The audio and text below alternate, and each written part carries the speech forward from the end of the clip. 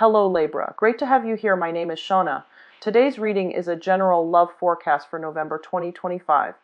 As always, take the messages that resonate and release anything that doesn't. Don't forget to like and subscribe to stay connected with upcoming readings. Let's see what's headed your way, Libra. The overall message that I'm feeling across both of these spreads for this week is, you know, a lot of the times, right, like you guys are the balancing of the scale, trying to make sure that things are fair, trying to do the right thing, trying to, balance out that karmic scale so that both parties always contribute an equal amount, okay? And I'm reminded of the situation where it's a picture that I saw on social media. It's about, being fair and also being equitable. And you have like a short man. He's standing on two crates and he can barely still, because he's so short, even though he's standing on two crates, he can't look over the fence and see the soccer match. Whereas you have another really tall man, and he's also given the same amount of crates to stand on. So he has two crates. And so he's towering over this fence and he's looking at the soccer match. Whereas the shorter man, they're both given two crates. So yes, it is fair, right? It's equitable because they're getting the same amount of crates. But one person is born kind of well endowed, they're tall and they're able to look over that fence. Whereas other people are not as fortunate and they're born a lot shorter, they're disadvantaged. And that's just, a simple analogy. But what I feel is that message is what I'm seeing in this spread here, where it's like fairness needs to be also context specific. Not everything in life needs to be calibrated, nickel and dime, and balanced out, and equal give and take. When one partner is kind of low, at a low point in their life, we have to step up. If we love them, if we want the relationship to survive, we need to step up. And, who knows how long they're going to be down for. But we need to do the right thing because we love the person and because we cherish the relationship. And likewise, when you're down in the dumps, they're going to have to step up too, and they might not know how long it's going to be. And it's these moments where the balancing scale, when the scales are off or the scales are off kilter, that's when we really understand and truly see how the other person treats us. And that's what really dictates, whether or not they really love us. So in relationship, maintaining the niceties, maintaining the balancing act, maintaining the scales of equilibrium, not to rock the boat, not to, upset the apple cart, or like walking around on eggshells around another person. All of these things are kind of, they're just the veneer. They're just like the superficial things that we do to maintain a very balanced relationship. But the tipping point, the sore spots, it's when the trouble begins. It's when people are put under pressure.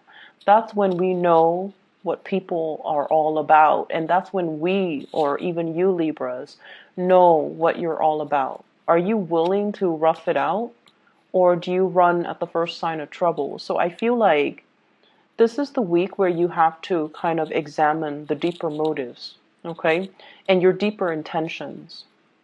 And this is the week where you're going to have to kind of look at yourself in a way that you might not have had the courage to do before. And I feel like a lot of the courage is stems from the fact that you want to maintain the peace.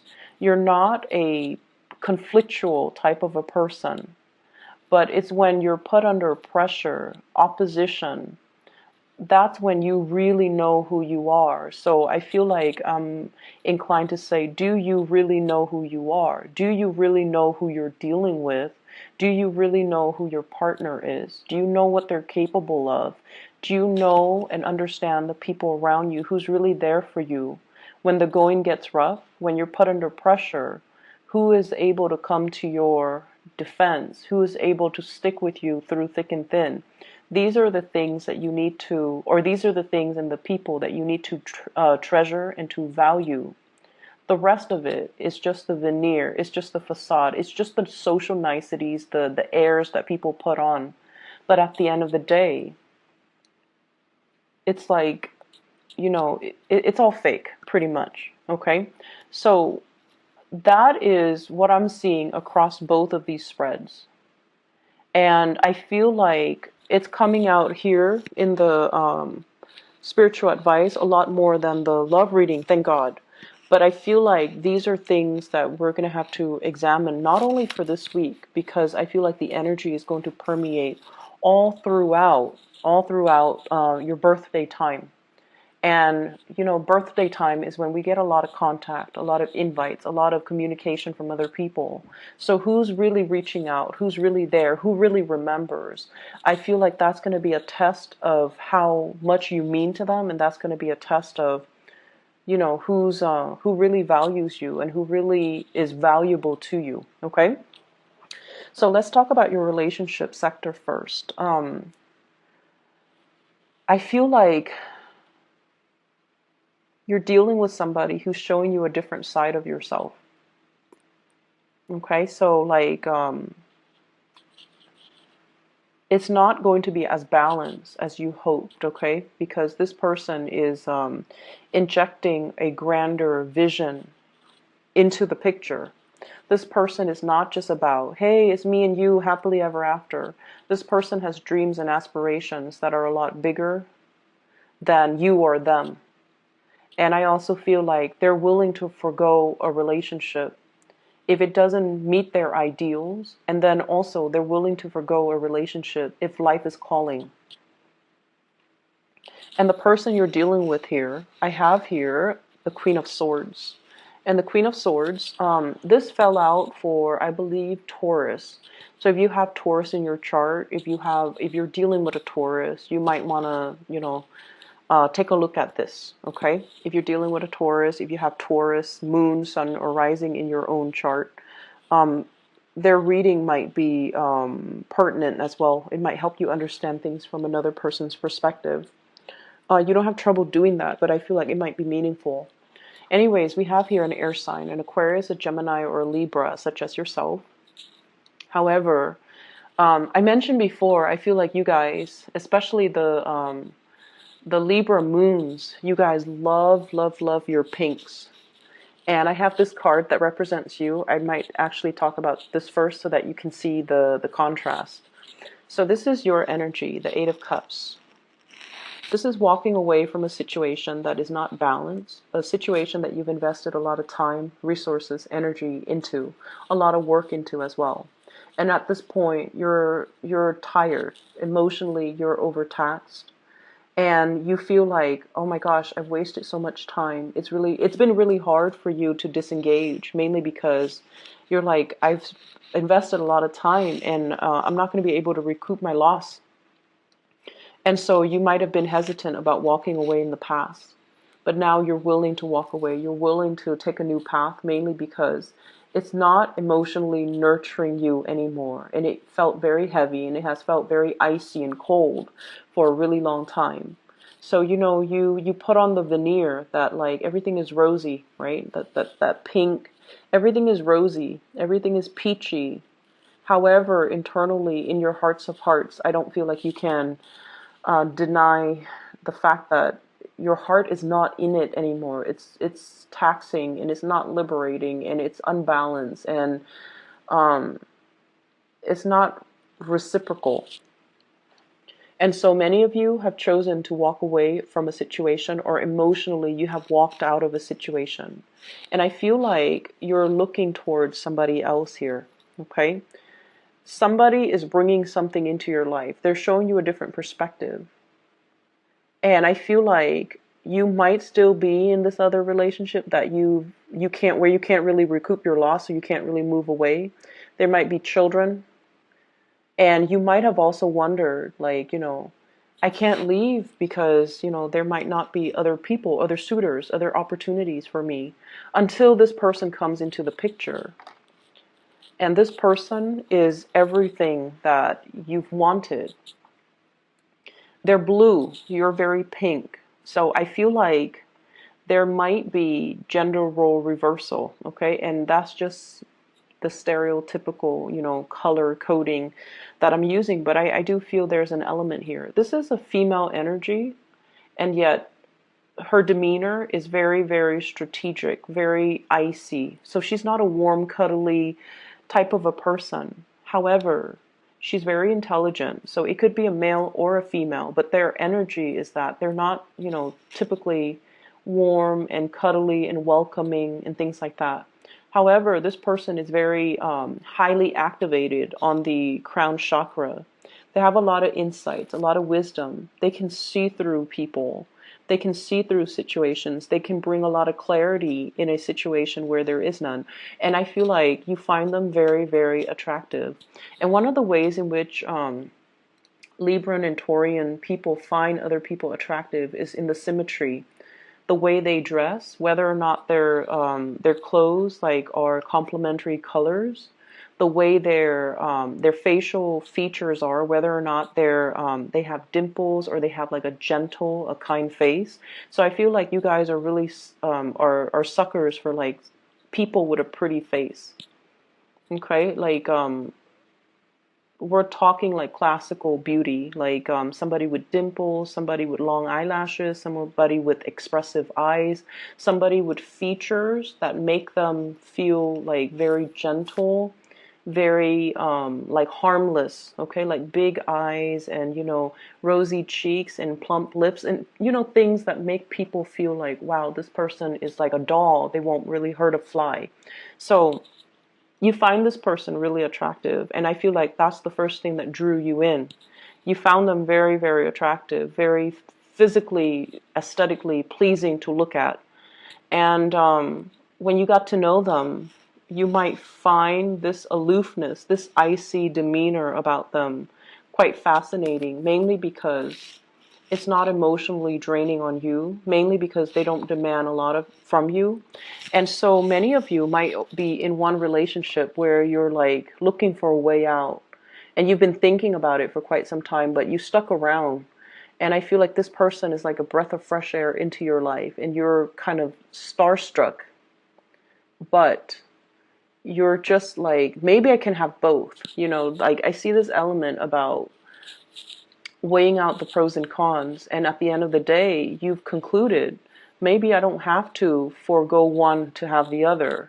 Maybe I can do both because this person doesn't seem like they're emotionally needy. So I can put my emotional needs here and just, have this person in whatever way I can because they're not going to make demands of me. And I feel like at first it was like that. However, you became attached to the other person. They're like this, very aloof. They can take care of themselves. They're independent. They don't really need another person. But I feel like what you started developing was the Two of Cups. This is a friendship. This is like a very deep spiritual bond between you and another person. This is like two people who are very like-minded. The communication flows really, really well between the two people.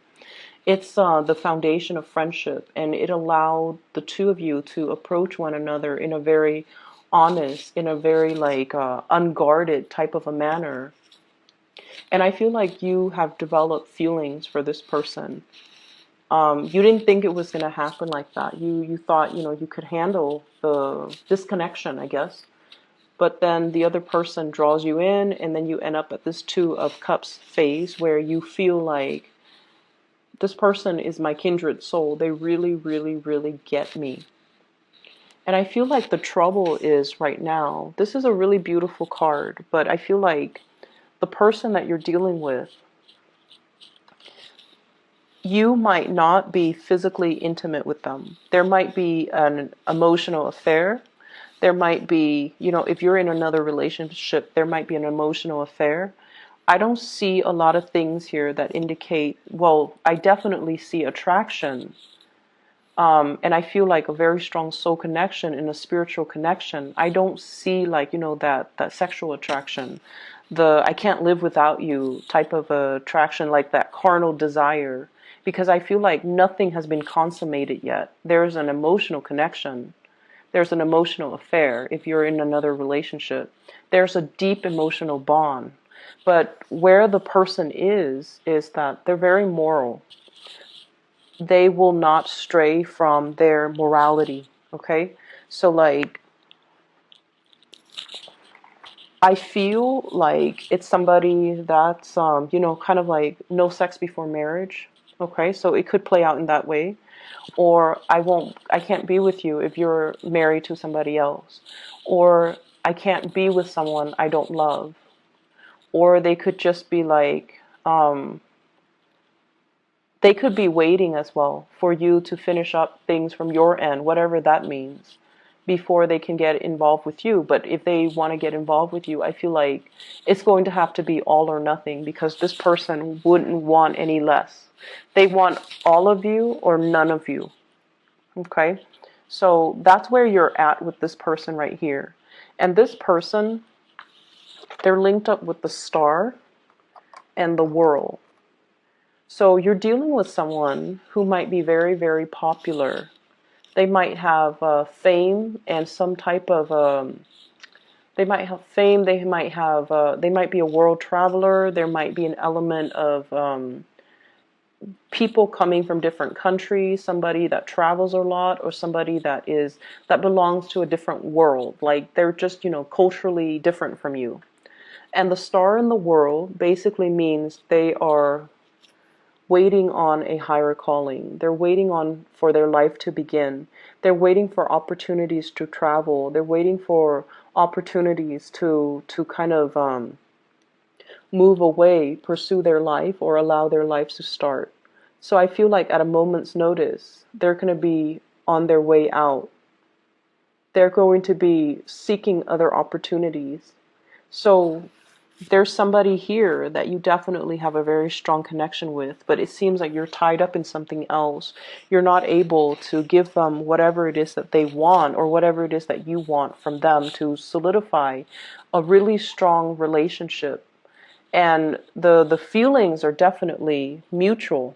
With this Two of Cups, it's a soulmate connection. It's a very strong spiritual bond. But I feel like if you don't recognize it for what it is, it's going to slip away. And soulmate connections, they come in they're not rare per se, but I feel like there's a time and a place for it. And the soulmate connection can also run its course too. There's a time and a place for that as well. So if you're not quick on the uptake and recognize this situation for its rarity, and for, how powerful it is, I feel like it's going to slip you by, because the other person, they're going to be drifting away. Okay? This is the escape here. Things coming to a culmination, it's like coming full circle and coming to an end, closing out of a cycle, mainly because we have healed up from the past.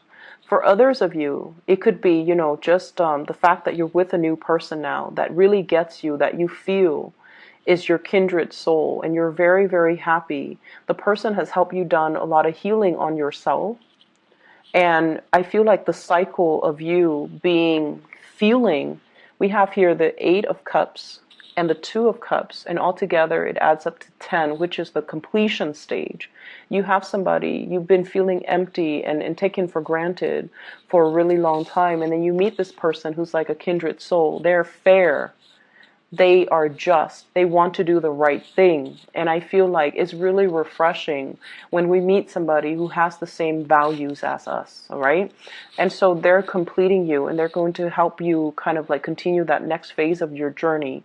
So if you didn't believe in, morality, if you didn't believe that people were selfless, that people are incapable of, doing the right thing, I feel like you're meeting somebody You might have met somebody already, or for this week at least, you're meeting with somebody that has these high ideals and aspirations and dreams and goals and sense of morality and that moral compass and also the same values that you espouse. And as a result of it, it's going to feel like, wow, this person gets me. This is what I've been missing all along. And it took this person to come into the picture for me to believe in it again. And for me to feel like I'm normal. I'm not the weird one. Just because everyone around me, lost faith in it. So I feel like someone is giving you a lot of inspiration, and they're kind of like that star in a very dark night. You're going through a period of a lot of immense self-doubt. Am I in the right place? Am I where I'm meant to be? Am I following the right path? Am I doing the right thing? And then this person is showing you, yes, you're on the right path. Yes, you're doing the right thing because I believe in the same things. So you're meeting a very strong soulmate. And it's a beautiful relationship. Recognize it for what it is and really cherish it, okay? And proactively go after it, because I don't feel like they're going to stay around. If you're not making your intentions known, they might not linger around forever. And then when you decide to do it, Libras, it might be too late, because you tend to straddle the fence, and you're not as decisive as other signs, okay? Other areas of your life, once again, I feel that energy, the veneer, okay, keeping scores and things like that. So I have this element here. This is a workplace attraction. I have the Seven of Pentacles. This is like two people working towards a common goal, a common purpose. And usually I think of this as, I'm staying a little bit extra at work, mainly because there is an office attraction or something that is hidden. Okay, not so much like a clandestine affair, that would be more the Seven of Swords, but more like, I really admire and appreciate this person. I want to get to know them better. But we have like work that needs to be done, but there's that, every once in a while they cross my path. There's that attraction. So I definitely see you feeling this for somebody, and it might make the work environment a lot more dynamic, a lot more fun. I also feel like there might be interference in the work environment as well. This is a card about training, consulting, and too many people involved in a situation, too many cooks in the kitchen. Everyone is offering their 2 cents, unsolicited nonetheless, and everyone feels like they're an expert in their field, so they're coming together to kind of offer, their advice, offer their take, and it can create a lot of confusion. And I feel like that's what it's doing here. We end up here with the Five of Pentacles.